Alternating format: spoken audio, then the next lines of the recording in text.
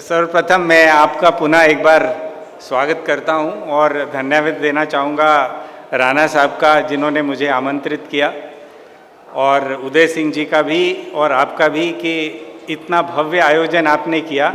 मुझे लगता है कम से कम 200 हमारे पोल्ट्री फार्मर्स कम से कम आए होंगे यहाँ पे। तो ये भव्य कार्यक्रम आपने आयोजित किया, इसके लिए आप बधाई के पात्र हैं। मुझे एक विशेष टॉपिक के ऊपर बात करने के लिए कहा गया। ये आपके सामने है, लाल रंग से मैंने लिखा हुआ है अंग्रेजी में लिखा, लेकिन मैं बात आपके साथ हिंदी में ही करूँगा। ये है नो टू एंटीबायोटिक्स। आपने एंटीबायोटिक का नाम सुना है? कौन कौन एंटीबायोटिक का इस्तेमाल करता है? एंटीबायोटिक का इस्तेमाल कौन कौन करता है? सभी करते हैं। अच्छा, ये बताएं, एंटीबायोटिक खराब है या एंटीबायोटिक अच्छी है? बात कर रहे हैं हम लोग आपस में, ये प्रेजेंटेशन अलग चलेगा। आपस में बात नहीं करें, मैं आपसे बात कर रहा हूं। एंटीबायोटिक खराब है या नहीं है? खराब है। देखिए, मेरा मानना है, अगर आपके घर में आपको बीमारी हो जाती है या आपके बच्चों को बीमारी हो जाती है तो आप क्या करते हैं? एंटीबायोटिक का इस्तेमाल करते हैं। तो एंटीबायोटिक खराब नहीं है, लेकिन हम जिस प्रकार से उसका इस्तेमाल करते हैं, शायद वहाँ हमें अपनी सोच को बदलने की आवश्यकता है। तो अगर बर्ड हमारा बीमार होता है तो निश्चित ही जहाँ आवश्यक हो आप दें, लेकिन अगर आप समझ रहे हैं कि मुझे उसे ग्रोथ प्रमोशन के लिए देना है या अंडे बढ़ाने के लिए देना है, वहाँ अगर हम उसका इस्तेमाल करते हैं तो मैं समझता हूँ कि वहाँ हमें अपनी सोच को बदलने की आवश्यकता है। लेकिन एंटीबायोटिक खराब नहीं है।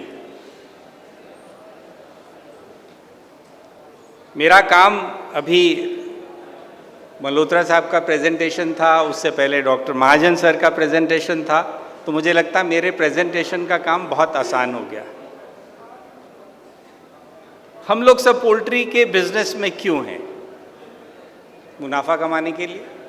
अगर कोई ब्रॉयलर का काम कर रहा है तो उसे ब्रॉयलर से मुनाफा चाहिए, अगर कोई लेयर से कर रहा है तो उसे लेयर से मुनाफा चाहिए। आने वाले और कुछ समय में ये इंडस्ट्री और ग्रो होने वाली है। ये कुछ आंकड़े मैंने आपके सामने रखे हैं। एक कहावत है, जैसा आहार वैसा विचार। डॉक्टर साहब सहमत होंगे मुझसे, जैसा आहार वैसा विचार। अगर आपका आहार अच्छा होगा, जो आप और हम खाना खाते हैं, शायद भी लंच टाइम होगा, आप लोग खाना खाएंगे, मैं भी खाना खाऊंगा, अच्छा आहार होगा तो विचार अच्छा होगा, अच्छा स्वास्थ्य होगा। वही चीज़ मुर्गी के लिए भी सही है।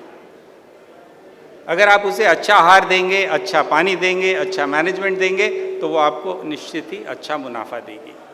वही चीज़ मैं यहाँ दर्शाने की कोशिश कर रहा हूँ कि हमें इन चीज़ों पे ध्यान देना है, आहार के ऊपर, मैनेजमेंट के ऊपर। निश्चित ही बहुत बड़ी अपॉर्चुनिटी आने वाले समय में, और हमें ये पोल्ट्री मुनाफा दे के जाएगी। नेक्स्ट। मैंने एक सवाल पूछा था, कुछ सवाल मेरे और हैं, मैं आप लोगों से चर्चा करता हूँ। पहला मैंने पूछा था, क्या एंटीबायोटिक खराब है? मेरे कुछ किसान भाइयों ने कहा हाँ, कुछ ने कहा नहीं। इसका जवाब मैंने आपको दिया।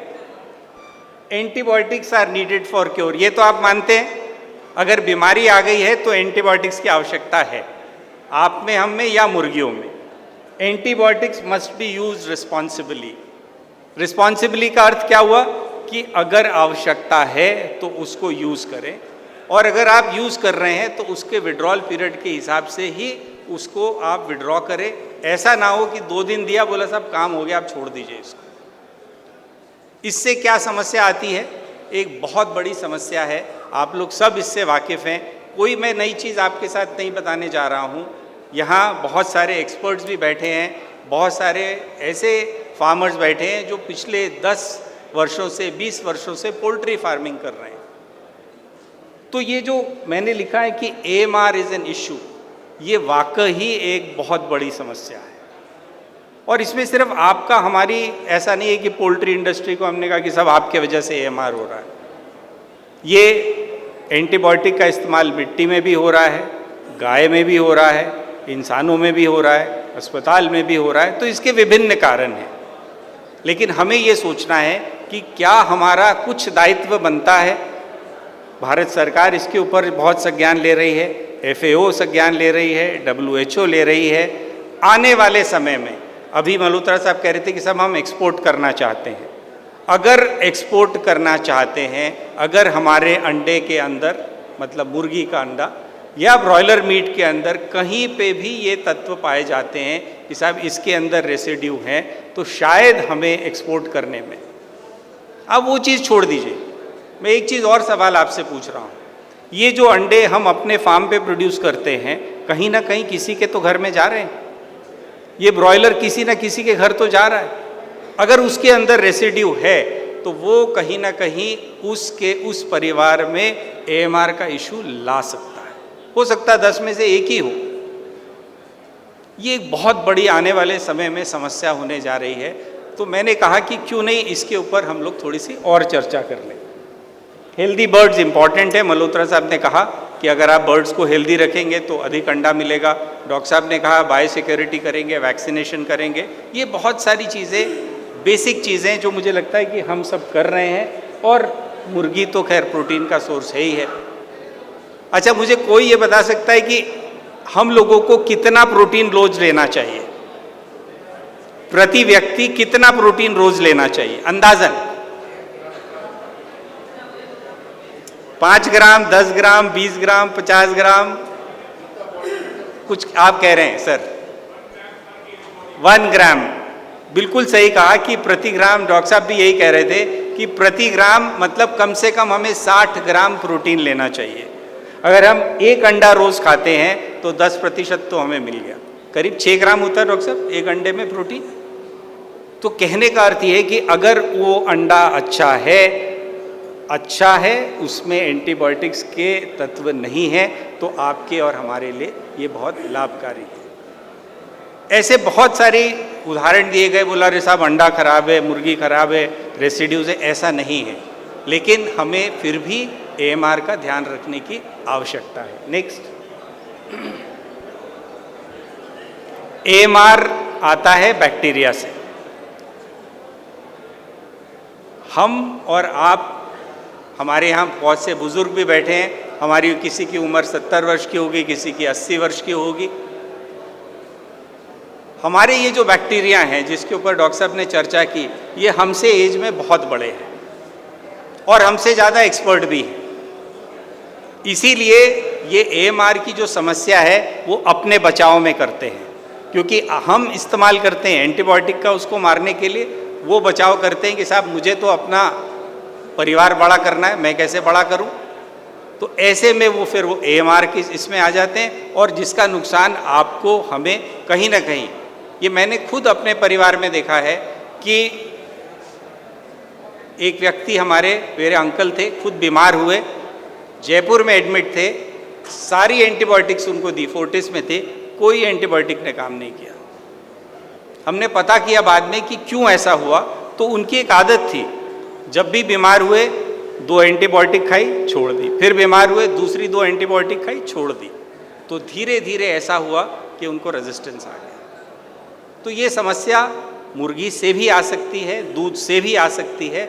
इसे हमें कोशिश करना है कि हम एंटीबायोटिक्स का इस्तेमाल करें तो रिस्पॉन्सिबली करें। नेक्स्ट, ये मैंने कुछ उदाहरण दिए हैं कि AMR होता कैसे है। बैक्टीरिया भी एक दूसरे के दोस्त होते हैं। एक बैक्टीरिया के जिसके अंदर रेजिस्टेंस की प्रॉब्लम है, दूसरे बैक्टीरिया ने उसको कहा, बोला साहब मेरे ऊपर तो जो है इंटरम्यून का अटैक हो रहा है। किसी ने कहा साहब एंटीबायोटिक का अटैक हो रहा है। बोला मैं क्या करूं? बोला तू चिंता नहीं कर, तू मेरे से हाथ मिला ले, तेरे को अंदर AMR का जीन मैं दे दूंगा। जीन आ गया उसके अंदर। बोला उसने क्या किया, एंटीबायोटिक निकाल के बाहर फेंक दी, AMR हो गया। तो बैक्टीरिया हमसे बहुत ज़्यादा तेज़ है। तो ऐसी समस्या को जूझने के लिए हमें मैनेजमेंटल प्रैक्टिसेस को ध्यान रखना है, फीड का ध्यान रखना है, और कुछ चीज़ें डॉक्टर साहब ने अभी बताई। नेक्स्ट, ये मैं इसके ऊपर चर्चा कर चुका हूँ। नेक्स्ट, डे ओल्ड चिक, अभी मल्होत्रा साहब बता रहे थे। अगर हम चाहते हैं, देखिए कोई भी चीज़, फाउंडेशन, बिल्डिंग अगर स्ट्रांग बनानी है तो उसकी नींव पक्की होनी चाहिए। और नींव कहाँ से आएगी? सबसे पहले तो डे ओल्ड चिक से आती, immunity of the bird, feeding and health care, management and biosecurity. शायद ये चारों चीज़ें कुछ डॉक्टर महाजन सर ने कवर की, कुछ मल्होत्रा साहब ने कवर की। तो अगर हम चाहते हैं कि बिल्डिंग बढ़िया बने, मजबूत बने, तो इसके ऊपर हमें ध्यान देना है। और जो मल्होत्रा साहब अभी कह रहे थे इम्यूनोमॉड्यूलेटर्स, पहले नहीं आते थे इम्यूनोमॉड्यूलेटर्स, लेकिन पिछले 10 वर्षों में इसके ऊपर बहुत काम हुआ, पिछले 20 वर्षों में इसके ऊपर बहुत काम हुआ।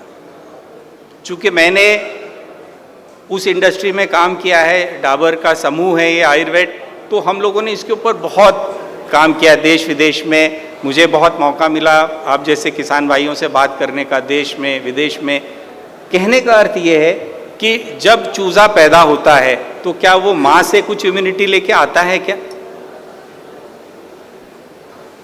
मुर्गी को और अपने आप को कंपेयर करके देखिए। जब हमारे घर में छोटा बच्चा पैदा होता है तो क्या उसकी इम्यूनिटी स्ट्रांग होनी चाहिए या नहीं होनी चाहिए?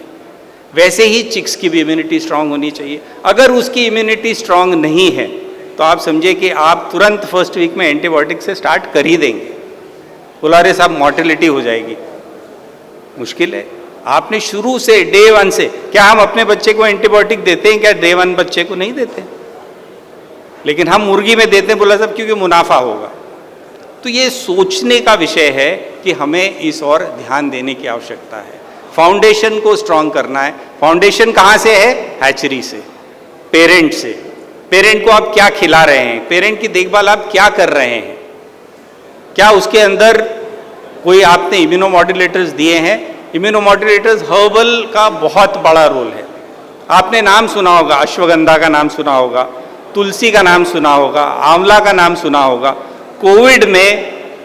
कोविड के समय में ये सारी चीज़ों ने बहुत बढ़िया काम किया है। जो बच गए उन्होंने इस चीज़ का इस्तेमाल किया था। हमारे प्रधानमंत्री भी ये कहते रहे हमेशा। तो कहने का अर्थ है कि हमारी जो ट्रेडिशनल नॉलेज है उसमें बहुत ज़्यादा शक्ति है, उस और हमें निश्चित विचार करने की आवश्यकता है। नेक्स्ट, पोल्ट्री में ये आप लोग सब जानते हैं, डॉक्टर केवल रमानी भी यहाँ बैठे हैं और बहुत सारे वेटरनरियन एक्सपर्ट्स भी यहाँ पे बैठे हैं। गट का बहुत इंपॉर्टेंट रोल है। गट मतलब इंटेस्टाइन। हम लोगों के लिए भी क्या कहा जाता है कि साहब अगर पेट ठीक है तो आप ठीक हैं। आधी बीमारी कहाँ से है? बोला साहब पेट से आती है। ऐसी ही मुर्गी से भी है। मुर्गी में गट इम्यूनिटी का रोल बहुत बड़ा है। इम्यूनिटी मतलब रोग प्रतिरोधक शक्ति। अगर मुर्गी की रोग प्रतिरोधक शक्ति सही है तो आप समझिए कि वो स्वस्थ रहेगी, अंडे में भी अंडा मस्त देगी और आपको प्रॉफिट भी बढ़िया देगी। अब गट इम्यूनिटी क्या होती है? गट, मैं बहुत गहराई में नहीं जाऊंगा, टेक्निकल बात नहीं करूंगा, लेकिन हमारी मुर्गी की जो गट होती है क्या वो स्वस्थ है, वो गठी हुई है क्या? अगर नहीं गठी हुई है तो उसके अंदर बैक्टीरिया पनपेंगे। जैसे ही पनपेंगे आप कहेंगे साहब अरे इसको एंटीबायोटिक दे दो साहब। तो हमें ये देखना है कि उसकी जो गट है वो गठी हुई है नहीं। उसको आप कितना ही अच्छे प्रोटीन दे दीजिए, कितना ही अच्छा फीड दे दीजिए, अगर गट ठीक नहीं है, गट का म्यूकोजा ठीक नहीं है तो नुकसान होगा, प्रॉफिटेबिलिटी भी गिरेगी, अंडा भी गिरेगा। नेक्स्ट, मैंने चित्र द्वारा एक दर्शाने की कोशिश की है। ये गट की इक्विलिब्रियम है, मतलब 3 तरह के जीवाणु आपको वहां पे दिखेंगे, एक सिम्बायोटिक, एक कॉमन सेल्स और एक पैथोबॉयंट्स, मतलब जिससे कि पैथोजेनेसिस हो सकती है। ये बराबर से गट के अंदर रहते हैं और बराबर चलते रहते हैं। जो बीच वाला है ये तराजू का काम करता है। लेकिन अगले चित्र में आप देखिए, नेक्स्ट, ये देखिए, ये पैथोजन मतलब बैक्टीरिया आ गया यहाँ पे। तो क्या हुआ? जैसे ही बैक्टीरिया आया इन्फ्लेमेशन हो गया। इन्फ्लेमेशन होने से क्या हुआ? अरे साहब कोई गट नेक्रोसिस हो गया, तमाम तरह की प्रॉब्लम आ गई। एक इन्फेक्शन आएगा, एंटीबायोटिक का डोज आप शुरू कर दीजिए। तो आवश्यक यहाँ क्या है कि गट की इम्यूनिटी को कैसे बनाए रखें, वो अति आवश्यक है। अगले चित्र में देखिए, नेक्स्ट दिखाइए प्लीज। अब आप ये देखिए, optimum rate of digestion results in little substrate for bacteria. अगर मुर्गी दाना खाती है और क्लोएका तक, डॉक्टर साहब मैं अगर सही हूँ तो करीब 2.5 घंटे में पूरा डाइजेशन पूरा होता है। 2.5 घंटे में खाने से लेके क्लोएका तक डाइजेशन पूरा हो रहा है, और ये स्टार्च, फैट, प्रोटीन सब डाइजेस्ट हो रहे हैं आराम से। क्यों? क्योंकि जो ये आप गोल गोल देख रहे हैं, ये बैक्टीरिया है और बहुत कम मात्रा में है, कोई दिक्कत नहीं हो रही है। लेकिन अगर बैक्टीरिया की संख्या बढ़ जाती है तो क्या होगा? आगे देखिए, नेक्स्ट दिखाइए प्लीज। यहाँ बैक्टीरिया बढ़ गए, एब्सॉर्प्शन ठीक नहीं हो रहा है क्योंकि गट की हेल्थ ठीक नहीं है। अगर एब्सॉर्प्शन नहीं होगा तो आप बढ़िया से बढ़िया फीड दे दीजिए, अंडा फिर भी नहीं आएगा, नुकसान आपका होगा। आप कहेंगे अरे सब प्रॉब्लम हो गई। तो गट इम्यूनिटी बहुत इंपॉर्टेंट रोल है। अगर हमें एंटीबायोटिक का इस्तेमाल कम करना है, रिस्पॉन्सिबली करना है, तो गट के ऊपर विशेष ध्यान देने की आवश्यकता है। मैं ऐसा नहीं कह रहा हूँ कि गट के अलावा नेज़ल इम्यूनिटी का रोल है, डॉक्टर साहब ने कहा वो इम्पॉर्टेंट है, दूसरी भी इम्यूनिटी है वो इम्पॉर्टेंट है, लेकिन गट में जगह बहुत होती है, बहुत बड़ी होती है गट। नेक्स्ट, ये इस तरह का चित्र देखिए। अगर इम्यूनिटी खराब होगी तो फिर जब आप डॉक्टर साहब के पास जाएंगे, जब आप वहाँ पर क्या कहते हैं उसको स्लॉटर करने के बाद में आप देखेंगे तो आपको गट की हालत ऐसे दिखेगी। और इसके कारण कई सारे हो सकते हैं। डॉक्टर साहब ने जैसे बताया, माइकोटॉक्सिन्स हो सकता है, क्लॉस्ट्रीडिया हो सकता है, ई कोलाई हो सकता है। अल्टीमेटली मेन चीज़ ये है कि इम्यूनिटी घट रही है, उसके वजह से प्रॉब्लम आ रही है और हम एंटीबायोटिक का इस्तेमाल करते हैं। और एंटीबायोटिक इस्तेमाल करके बोला साहब 2 दिन 3 दिन छोड़ दो, हो गया साहब ठीक। घूम के ये अंडे के अंदर आ जाएगी या ब्रॉयलर के अंदर आ जाएगी, और कहीं ना कहीं हमारे ही परिवार में से कोई ना कोई ऐसा सदस्य होगा जिसके पास वो पहुंच जाएगी। तो ये दिक्कत हो सकती है। नेक्स्ट,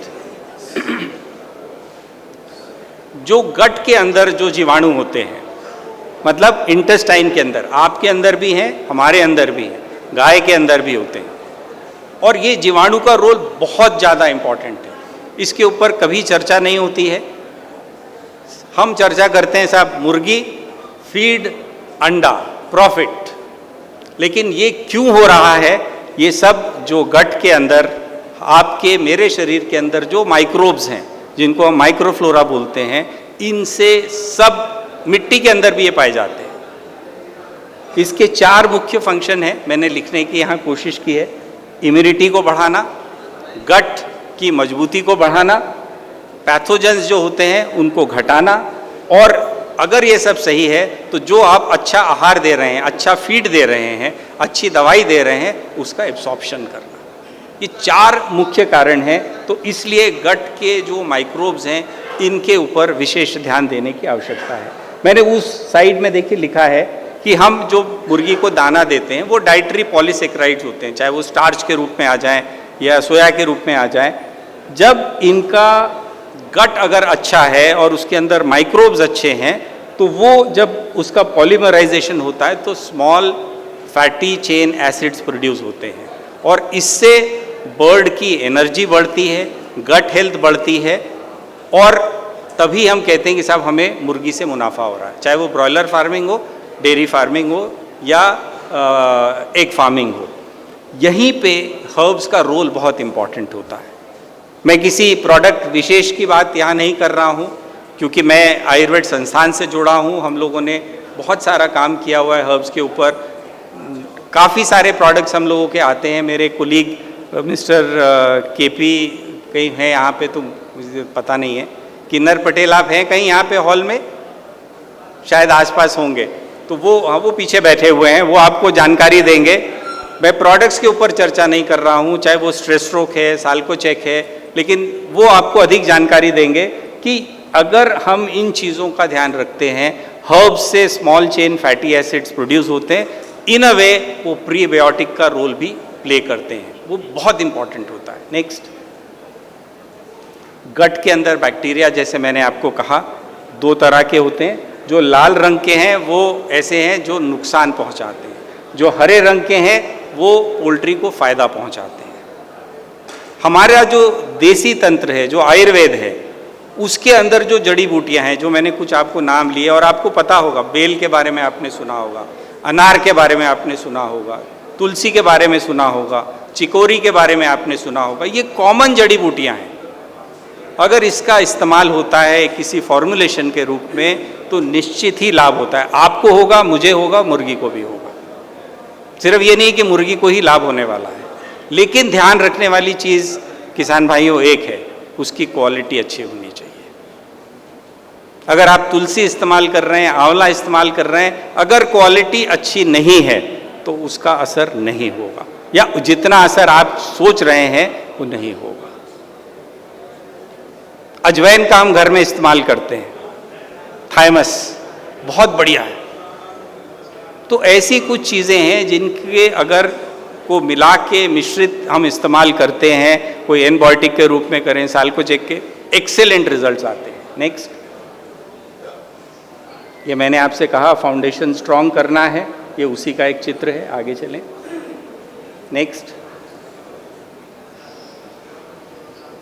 सबने इसके ऊपर चर्चा की पहले भी कि सेफ फूड प्रोड्यूस होना अति आवश्यक है।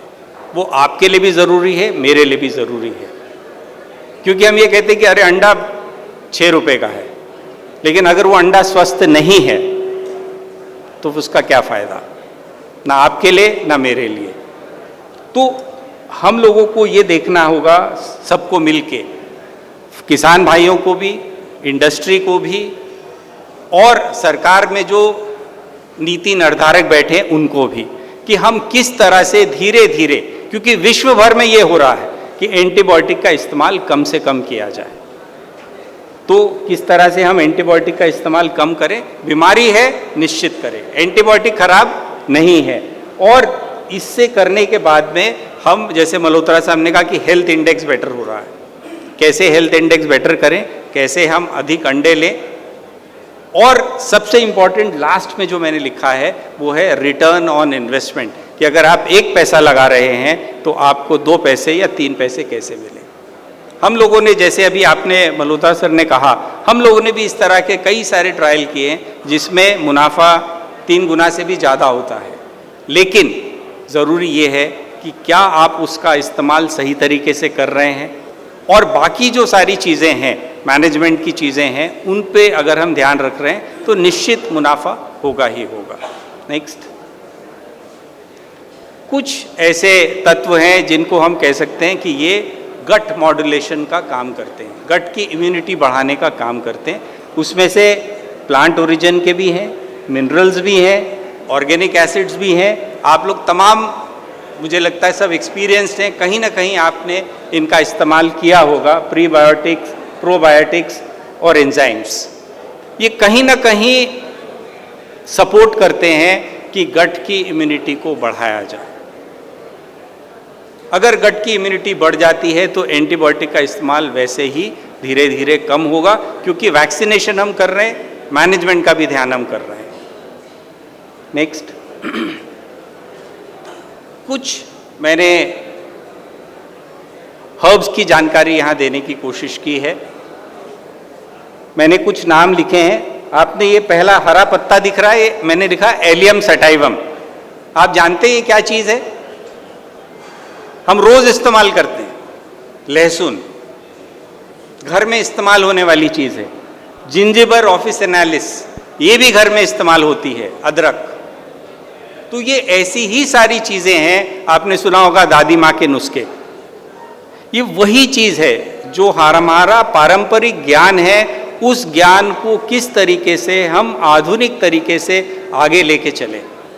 लेकिन ध्यान देना है कि क्वालिटी ऑफ हर्ब बहुत ज़्यादा इम्पॉर्टेंट है। अगर उसके अंदर वो तत्व नहीं है तो शायद वो उतना अच्छा काम नहीं कर पाएगी। और AMR को कंट्रोल करने के लिए, एंटीबायोटिक को कम करने के लिए हर्ब्स का रोल बहुत इम्पॉर्टेंट है। नेक्स्ट, जैसे मैंने ये कहा कि गार्लिक, लहसुन, इसके अंदर एक ये तत्व होता है, अगर इस तत्व में वो कमी पाई जाएगी तो आप जो भी दवा इस्तेमाल कर रहे हैं, चाहे आप आयुर्वेद की करें, मल्होत्रा साहब की करें, आपको असर नहीं मिलेगा। ये तत्व होना बहुत आवश्यक है और हमारा संस्थान इसी के ऊपर काम करता है। नेक्स्ट, ये इसी तरह से मैंने अदरक के बारे में बताया, ये अदरक का पौधा है, इससे क्या फ़ायदा होता है ये जानकारी है। आगे चलें।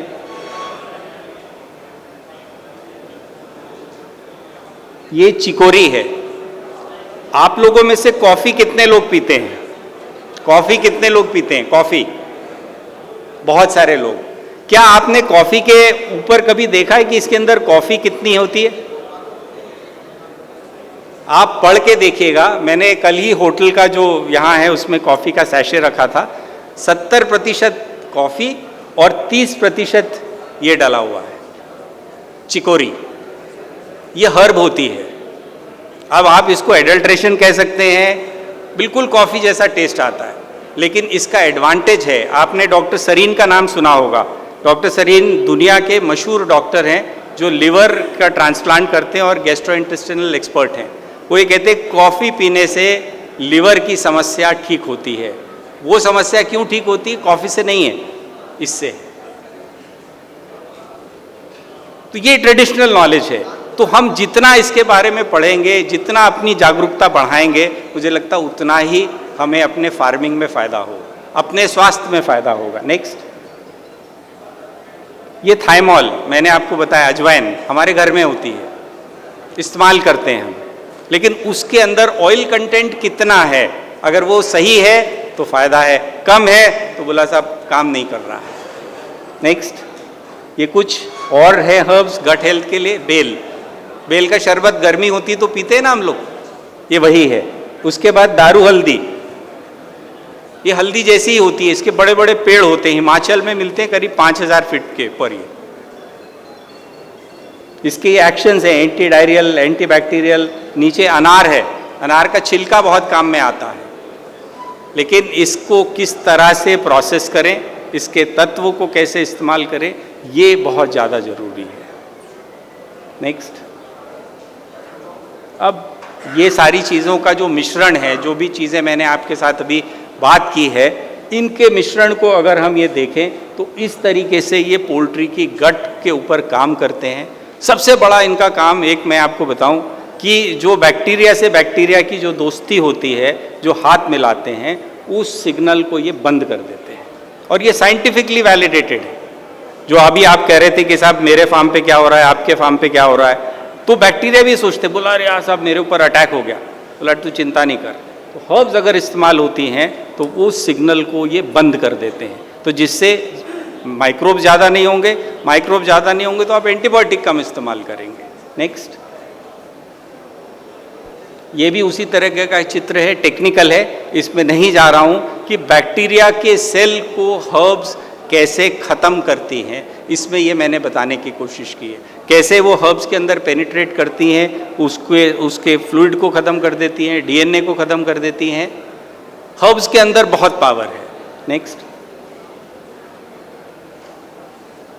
कुछ टीएलसी द्वारा चित्र लिए गए कि गॉबलेट सेल, जो मैंने आपको बताया कि आप वो जो देख रहे हैं वो गट की हेल्थ है कि कैसे धीरे धीरे बढ़ते जा रहे हैं, और ये जीसी से लिया गया चित्र है कि किस तरीके से हर्ब्स के इस्तेमाल से या कॉम्बिनेशन ऑफ हर्ब्स के इस्तेमाल से कैसे फ़ायदा हो सकता है। नेक्स्ट, ये कुछ और एक्सपेरिमेंट्स हैं जो हर्ब्स के ऊपर किए गए हैं, बॉडी वेट में कैसे फ़र्क आता है, लेकिन किसी एक हर्ब से नहीं है, ये कॉम्बिनेशन ऑफ हर्ब्स है जो गट की इम्यूनिटी भी बढ़ाती है और पोल्ट्री की हेल्थ को भी इम्प्रूव करती है। नेक्स्ट, फीड इंटेक को कम कर रही है। इसका मतलब क्या हुआ? फीड इंटेक घट रहा है, बॉडी वेट बढ़ रहा है, मुनाफा बढ़ेगा। ये जड़ी बूटियों का कमाल है। सिर्फ आपको ये देखना है कि क्या सही जड़ी बूटियाँ इस्तेमाल हुई हैं, क्या उसके अंदर वो तत्व हैं। अगर वो है तो आप निश्चित इस्तेमाल करें, किसी कंपनी का करें, आयुर्वेद का करें, मल्होत्रा साहब की कंपनी है, कोई और कंपनी है, किसी का करें, कोई दिक्कत नहीं है। नेक्स्ट, इलियल बैक्टीरियल पॉपुलेशन कैसे बढ़ती है उसकी जानकारी है। ये एक साल्कोचेक प्रोडक्ट है, उसके बारे में एक ट्रायल था, उसकी जानकारी है। नेक्स्ट, सीकल बैक्टीरिया में देखिए कैसे बढ़ रहा है। नेक्स्ट, इंटेस्टिनल मॉर्फोलॉजी, जो मैंने बताया कि एब्सॉर्प्शन के लिए गट की हेल्थ और उसके अंदर जो विलाय और क्रिप्ट होते हैं जहाँ से एब्सॉर्प्शन होता है, उसकी लेंथ और डेप्थ दोनों बढ़ती है, जिससे एब्सॉर्प्शन अच्छा होता है और अधिक होता है, जिससे कि अंडे की संख्या बढ़ती है, जो अभी मल्होत्रा साहब ने बताया। ये कारण है, मैं साइंस विज्ञान आपके साथ शेयर कर रहा हूँ कि जड़ी बूटियों का विज्ञान, क्योंकि लोग कहते हैं साहब जड़ी बूटी कैसे काम करती, पता तो है नहीं। तो हम लोगों ने काम किया है जड़ी बूटियों के विज्ञान के ऊपर। नेक्स्ट, ये गॉबलेट सेल्स है, उसी तरह से म्यूकस सेल स्ट्रांग होंगे तो इंटेस्टिनल जो गट हेल्थ है वो भी स्ट्रांग होंगी। नेक्स्ट, न्यूट्रिएंट डाइजेस्टिबिलिटी बेटर हो रही है। नेक्स्ट, हेट्रोफिल्स डिफेंस मैकेनिज्म बढ़ रहा है, फेगोसाइटिक सेल्स बढ़ रहे हैं। नेक्स्ट, अब हमारे पास तरह तरह के ऑप्शंस हैं, मैंने लिखे हैं, एंटीबायोटिक्स हैं, प्रीबायोटिक हैं, फाइटो एडिटिव्स हैं, हर एक के अपने अपने लाभ है। मैं नहीं कह रहा हूँ कि कोई अच्छा है कोई बुरा है, आप जो भी इस्तेमाल कर रहे होंगे, लेकिन कोशिश हमारी एक होनी चाहिए कि किस तरीके से हम एंटीबायोटिक्स का इस्तेमाल रिस्पॉन्सिबली करें, AMR से बचने की कोशिश करें। यही नहीं, विश्व भर में इसके ऊपर चर्चा हो रही है। कहीं ऐसा ना हो कि हमारा देश पीछे रह जाए, अजमेर पीछे रह जाए। हमें भी कोशिश करनी है कि हम कंधे से कंधा मिला के चलें, सबके साथ चलें और इस समस्या से छुटकारा पाएं। तो फाइटो एडिटिव्स के ऊपर बहुत काम हुआ है, कुछ मैंने आपके साथ शेयर किया है। Next,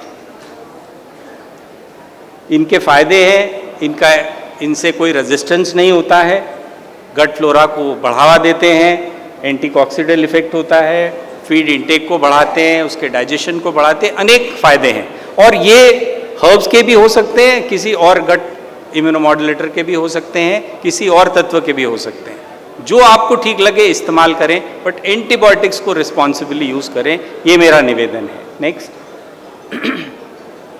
last but not the least, जो मैं निवेदन आपसे करना चाह रहा हूं सबसे इस मंच से, वो ये है कि antibiotics are a precious resource. ये बहुत बहुमूल्यवान है एंटीबायोटिक्स। पूरे विश्व में एंटीबायोटिक्स के ऊपर रिसर्च होना बंद हो गई है। एक एंटीबायोटिक को रिसर्च करने के लिए करोड़ों रुपए लग जाते हैं और उसके 3 साल में उसके ऊपर रेजिस्टेंस आ जाता है, क्योंकि सब लोग इस्तेमाल करते हैं। अगर रेजिस्टेंस आ जाता है तो कंपनियां कह रही साहब हम तो इस पे काम नहीं करेंगे। तो अगर हम लोगों ने इसके ऊपर ध्यान नहीं दिया तो आने वाले 20-25 वर्ष, आप और हम तो हो सकता रहे ना रहें, लेकिन हमारी जो आने वाली जो जनरेशन है उसको इससे जूझना पड़ेगा। तो इसलिए इसका we need to preserve antibiotics, जहाँ आवश्यक हो वहाँ इस्तेमाल करें, बिना मतलब इसको इस्तेमाल ना करें, ये मेरा आप सबसे निवेदन है। इसलिए no action today, no cure tomorrow.